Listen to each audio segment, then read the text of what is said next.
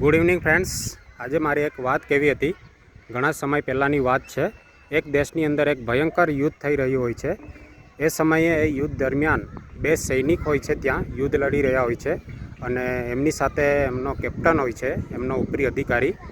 હવે આ જે બંને સૈનિક છે, એક સૈનિક સામેના છેડે યુદ્ધ લડી રહ્યો હોય છે, સામે ગોળાબારી કરી રહ્યો હોય છે અને એક જે સૈનિક છે એ એમના કેપ્ટન સાથે હોય છે, ઉપલા અધિકારી સાથે ત્યાં હોય છે। તો સામેનો જે સૈનિક છે એ ખૂબ જ ઘાયલ થઈ જાય છે અને ઘણી બધી ગોળીઓ વાગી જાય છે અને બૂમો મારે છે। આ જે બંને સૈનિક છે એ એકબીજાના મિત્ર છે। તો સામેનો જે સૈનિક છે એ બૂમો મારે છે કે મને બચાવવા માટે આવો, મને બચાવવા માટે આવો। તો ત્યારે કેપ્ટન એને એ સૈનિકને ના પાડે છે કે ત્યાં જવાની જરૂર નથી, તું ત્યાં જશે તો તું પણ ઘાયલ થઈ જશે અને તું પણ મરી શકે છે, એવું એ કેપ્ટન કહે છે અને ના પાડે છે। તો થોડીવાર આ જ રીતે યુદ્ધ ચાલે છે, ગોળાબારી ચાલે છે, પણ જે કેપ્ટન સાથે સૈનિક હોય છે એનું મન નથી માનતું, એ એનો મિત્ર જ હોય છે। તો થોડીવાર પછી કેપ્ટનની ના પાડવા છતાં એ ત્યાં જાય છે એના મિત્રને બચાવવા માટે। તો થોડીવાર પછી જે ઘાયલ સૈનિક છે એની બૂમો જે છે આવવાની બંધ થઈ જાય છે અને એ ફરીથી રિટર્ન આવે છે એના કેપ્ટન પાસે।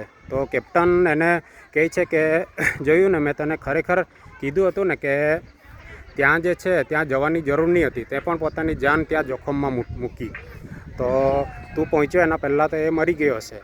તો એ જે સૈનિક છે એને કહે છે કે ના, ખરેખર વાત એવી નથી, હું ત્યાં પહોંચ્યો ત્યારે એ સૈનિક જીવતો હતો અને એના જે શબ્દો હતા તે એવા હતા કે મિત્ર, મને તારા પર વિશ્વાસ હતો કે તું જરૂરથી આવશે।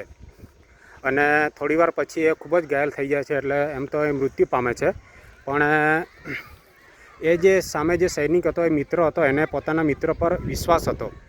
તો દોસ્તો, એ જ રીતે જે છે કે પહેલાં જે મિત્ર હતો સૈનિક, એને સામેના એનો જે મિત્ર સૈનિક હતો એના પર એને વિશ્વાસ હતો અને પહેલો જે મિત્ર છે સૈનિક, એણે પોતાની ફરજ પૂરી કરી।